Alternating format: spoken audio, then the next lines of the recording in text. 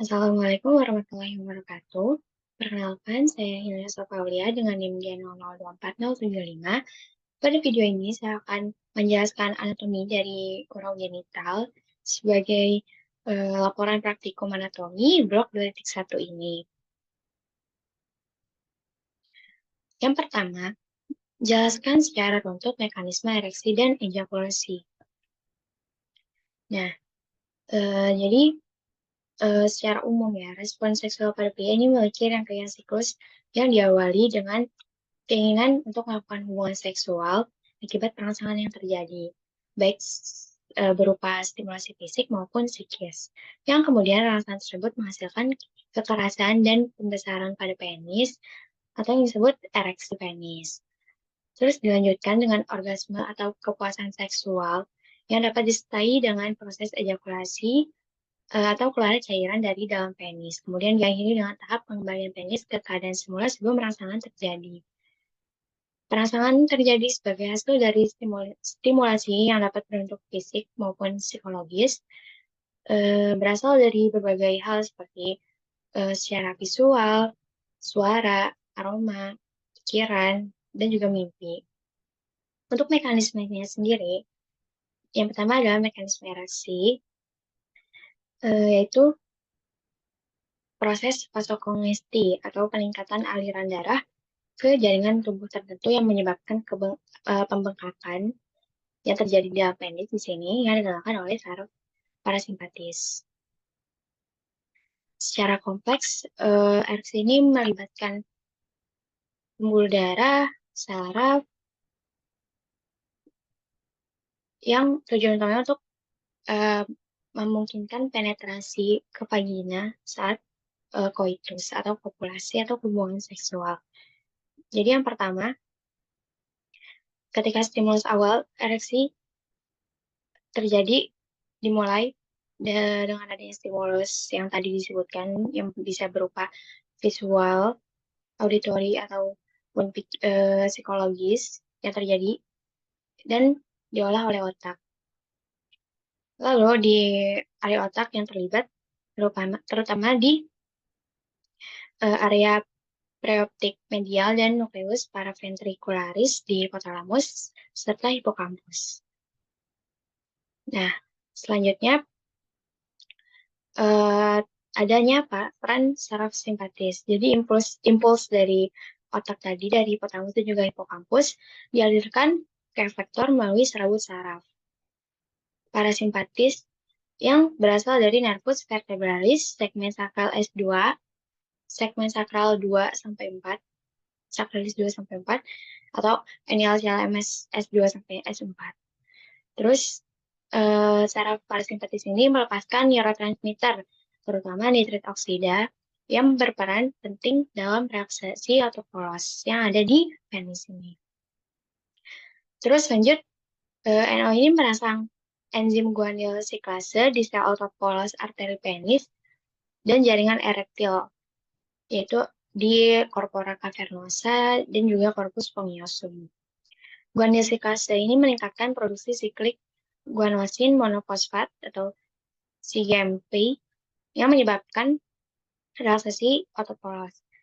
Nah, relaksasi autopolos ini menyebabkan vasodilatasi atau pelebaran pembuluh darah pada arteri penis sehingga meningkatkan aliran darah ke penis. Selanjutnya, arteri cavernosa atau arteri penis profundus yang merupakan cabang dari arteri pudenda interna masuk darah ke corpora cavernosa dan corpus spongiosum. Arteri helicin dalam corpora cavernosa berelaksasi sehingga meningkatkan aliran darah ke dalam arteri helicin itu dan mengisi ruang-ruang sinus atau ruang-ruang cavernae. Cavernae terisi darah yang menyebabkan jaringan erektil membengkak dan memanjang. Selanjutnya, pembesaran corpora cavernosa ini menekan vena-vena yang mengalirkan darah keluar dari penis. Sehingga tekanan pada vena ini menghambat aliran balik darah sehingga darah terjebak dalam jaringan erektil dan menyebabkan si penis ini menjadi kaku dan ereksi.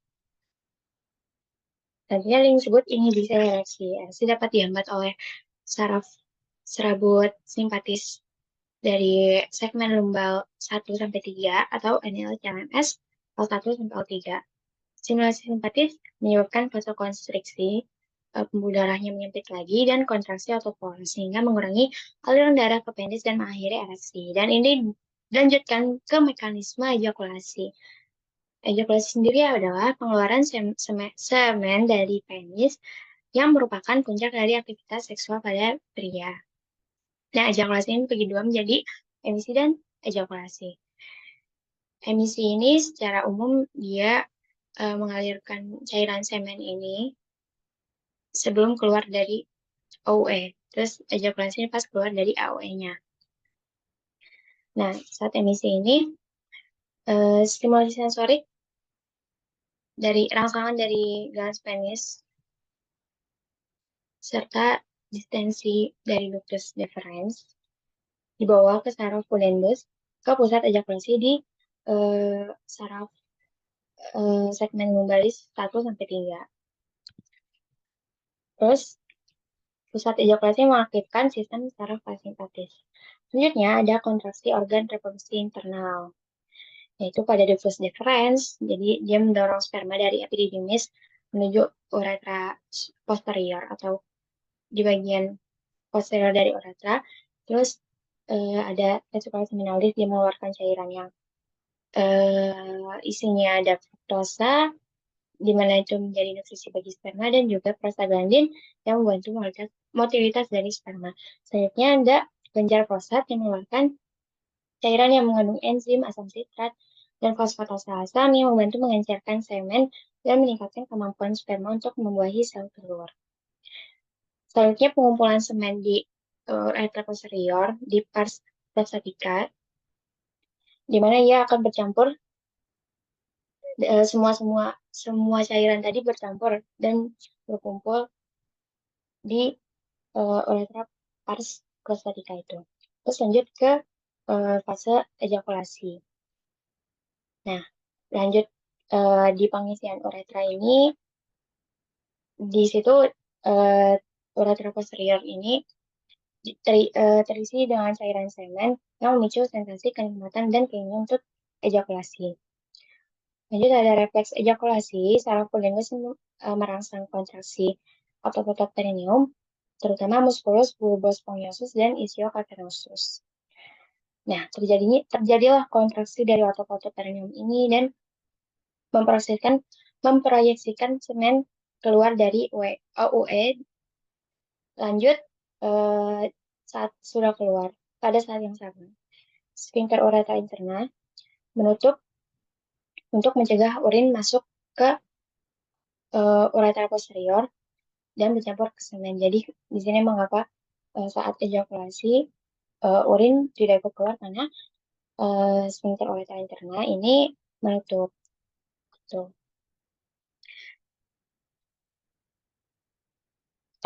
Next. Jadi yang arteri yang terisi arteri punda penis ada yang disebut ini arterial hericinae yang di samping sini, sehingga mendesak vena yang tepinya sehingga tidak ada darah yang keluar dari penis sehingga penis tegang. Laporan yang kedua, jelaskan secara runtut anatomi dari organa genitalia femina eksterna. Nah, sebelumnya OGF ini dibagi dua kan, ada interna dan juga eksterna. Nah, yang eksterna ini yang terletak di luar kavitas pelvis atau dia terletaknya di perineum. Ini dikenal sebutan lain disebutnya vulva. Nah, yang pertama ada mons pubis ini. Jadi tuh dia area kulit yang menonjol yang menutupi simfisis pubis. Nah, isinya tuh banyak lemak. Nah, ketika sudah pubertas, mons pubis ini akan ditutupi oleh rambut pubis atau pubes disebutnya. Fungsinya untuk menjadi pelindung terhadap benturan untuk tulang kemaluan atau sintesis os pubis ini. Selanjutnya ada labia mayora atau disebut di sini labium majus pudendi. Ini dua lipatan kulit yang menonjol memanjang ke arah dorsal dari mons pubis dan pada pria dia homolog dengan skrotum. Isinya juga mengandung banyak jaringan lemak, kelenjar sebasea, dan juga kelenjar sudorifera. Di labia mayora ini ada yang disebut commissura labiorum. Ada yang anterior dan juga ada yang posterior. Di mana anterior ini ketika labia mayora kanan dan kiri ini, anterior ini di depan, sedangkan yang posterior ini pertemuan antara labia mayor kanan dan kiri di belakang. Selanjutnya fungsinya untuk melindungi OGF eksternal yang lebih dalam. Terus masuk ke dalam lagi ada labia minor atau disebut labium minus prudendi. Nah, ini dia dua lipatan kulit yang lebih kecil dan lebih tipis, terletak di antara labia mayor, tidak mengandung lemak dan tidak mengandung rambut. Dia membatasi bagian lateral dari OE dan juga osium vaginae di sini. Terus eh, pada wanita yang sudah pubertas, posterior dari labia mayor labia minor kanan dan kiri ini akan membentuk frenulum labiorum pudendi atau disebut forchete. Nih ya, di sini. Terus habis itu sedangkan bagian anteriornya ini menjadi dua lapisan. Lapisan atas ini berjalan pada klitoris untuk pelipatan yang berbentuk percutium clitoridis yang meliputi glans clitoridis. Terus lapisan bawahnya berjalan di bawah klitoris dan membentuk frenulum clitoridis. Maksudnya ini untuk melindungi klitoris dan juga OE. Terus habis itu lanjut ke klitorisnya. Klitoris ini adalah organ erektil yang dia tuh homolog pada prianya ini adalah glans penis. Sangat sensitif terhadap stimulasi karena banyak ujung saraf di situ. Terus letaknya di bagian anterior vulva di antara labia minor ini. Terus klitoris ini ada bagian-bagiannya, ada strukturnya. Ada glans klitoris, ada corpus klitoris, ada glans klitoridis, ada corpus klitoridis, crura klitoridis. Nah itu. Terus seperti yang dijelaskan tadi ada dua struktur tambahan yaitu preputium klitoridis dan juga frenulum klitoridis. Preputium itu yang di atas, sedangkan frenulumnya yang di bawah. Fungsinya ini sebagai pusat utama kenikmatan seksual pada wanita. Lanjut ada vestibulum di sini. Dia ruang yang dikelilingi oleh labia minor. Nah, vestibulum ini terdiri dari ada tiga tempat muara dari yang utama ada OE atau osium urethra sternum, selanjutnya ada osium vaginae, dan juga ada empat, satu lagi ductus. Enggak, tiganya itu dibagi jadi dua. Yang ketiga dibagi jadi dua, ada yang ductus glandulae vestibularis majoris dan juga yang minoris. Kan OE itu kelenjar lubang uretra, keluar uretra. Terus abis itu vagina itu punyanya vagina. Terus yang majoris, glandula vestibularis majoris ini keluar dari kelenjar Bartholin, sedangkan yang vestibularis minoris ini keluar dari kelenjar vestibularis minor. Ya, gitu. Terus abis itu ada glandulanya. di sini dia kalau misalnya di pria itu homolog dengan glandula bulbourethralis. Nah, ini fungsinya untuk menghasilkan cairan pelumas yang membantu menjaga kelembapan vulva dan juga mempermudah hubungan seksual. Habis itu ada yang disebut dengan himen. Nah, himen ini selaput mukosa tipis yang kaya akan pembuluh darah dan menutupi sebagian orifisium vaginae pada wanita yang belum melakukan hubungan seksual. Dan ini yang biasanya disebut kayak tanda keperawanan pada wanita. Nah, untuk inervasi dan juga vaskularisasi dari OGFE ini ada arteri pudenda interna, arteri perinealis, arteri bulbovesibuli, arteri dorsalis clitoridis, dan juga arteri profunda clitoridis. Untuk venanya ada vena pudenda externa, vena dorsalis clitoridis profunda, dan juga vena dorsalis clitoridis superficialis. Untuk inervasinya ada nervus cavernosus clitoridis, bagian dari nervus planici pelvici, dia yang menyebabkan ereksi pada klitoris. Terus dan juga ada nervus pudendus sebagai saraf somatosensorik dan memberikan sensasi yaitu sentuhan, tekanan, nyeri maupun suhu. Terus bagian besar OGF. Tuh. Next, jelaskan anatomi dari RAN beserta vaskulasi dan inervasinya. Nah, untuk RAN ini atau di ginjal, dia terletak di area retroperitoneal, dinding posterior abdomen, untuk tingginya setinggi vertebra thoracalis 12 sampai lumbalis 3. Nah, terus ginjal kanan lebih rendah daripada ginjal kiri karena ada helper di atasnya. Terus abis itu dia ada struktur eksternal dan juga internal. Buat eksternalnya ini, dia punya dua fasies. Ada fasies anterior dan juga posterior. Yang anterior ini berhubungan dengan intraabdomen, sedangkan posterior ini menghadap ke belakang, bersama dengan otot atau musculus psoas major dan quadratus lumborum. Terus abis itu ada yang namanya margo. Nah, margo ini ada dua. Margo lateralis dan juga margo medialis. Di sini ada margo superior dan margo medialis disebutnya. Terus abis itu, nah di medialis ini ada yang disebut hilus renalis.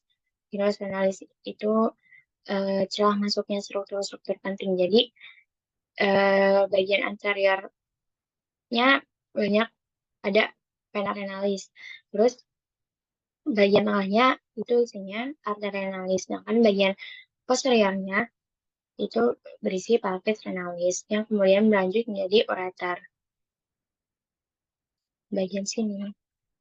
Nah, terus habis itu buat internalnya, pertama ada korteks ini di luar sininya, mengandung glomerulus dan juga tubulus contortus.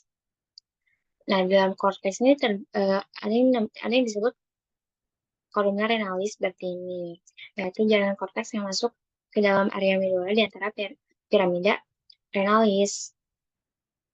Terus habis itu lanjut ke medulanya ini. Nah, medulanya ini terdiri dari piramida ginjal yang disediakan oleh kolumna renalis yang tadi disebutkan. Jadi ini medulanya ini piramida ginjal, di sini ada yang masuk, ini disebut kolumna renalis. Terus habis itu ada papilla renalis, ujung piramida muncul ke arah calyx minor. Terus habis itu ada yang disebut calyx minornya. Lanjut dari calyx minor ke calyx mayor. Habis itu ada pelvis renalis. Jadi kayak mereka adalah struktur yang berhubungan dan berurutan. Terus habis itu ada yang namanya nefron. Tapi itu nefron adalah unit fungsional ginjal yang terdiri dari glomerulus, kapsula albumen, tubus contortus proximal, ansa Henle, tubus contortus distal, dan juga tubus falciparum. Jadi adalah bagian terpentingnya di nefron. Terus abis itu untuk vaskularisasinya, untuk arterinya, yang pertama dia arteri renalis. Dia cabang dari aorta abdominalis. Habis itu dari arteri renalis ini bercabang jadi ramus. Ada ramus anterior dan juga posterior. Nah, besok lanjut jadi arteria lobaris. Dari arteria lobaris, ini dia masukkan ke piramida renalis. Habis itu lanjut lagi jadi arteria interlobaris yang dia berjalan di antara kolumna renalisnya. Habis itu lanjut jadi arteri arcuata, habis itu lanjut jadi arteri interlobaris, habis itu ada yang namanya arteriole afferent. Ini adalah arteri interlobaris yang masuk ke glomerulusnya. Nah, glomerulus ini kan tempat terjadinya filtrasi darah. Habis itu eh, di dari situ ada yang namanya arteriole efferent. Di situ cabang dari glomerulus yang keluar dan membentuk kapiler peritubular. Nah, di situ kapiler peritubular ini yang berperan dalam absorpsi dan juga sekresi. Nah, itu darahnya balik lewat vena dari vena interlobularis, habis itu lanjut ke keluar ke vena arcuata, terus habis itu ke interlobaris, habis itu ke vena renalis. Terus untuk inervasinya, eh, dia ini untuk simpatisnya dari nervus panikitochiki segmen thorax 10 sampai lumbalis 1. Nah, itu ada mayor dan minor. Nah, ini berperan untuk apa? Vasokonstriksi arteri ginjal, terus peningkatan retrosinefrin dan juga peningkatan sekresi renin. Terus untuk serabut parasimpatisnya dari nervus vagus. Nah, terus ada serabut somatik afferent atau sensorik dari ginjalnya berjalan bersamaan dengan serabut simpatis yang tugasnya ini dia menyampaikan rasa nyeri. Nah, pada pria, plexus renalis juga memiliki keterikatan pada plexus texularis yang berperan dalam peserapan organ akusi pada pria ini. Nah, untuk sistem drainase limfatika ginjal, dia mengalir menuju nadi aortic lateralis atau lumbalis, yaitu kelenjar getah benih yang berada di sekitar pangkal arteri renalis. Baik, cukup sekian untuk laporan anatomi pada video kali ini. Terima kasih.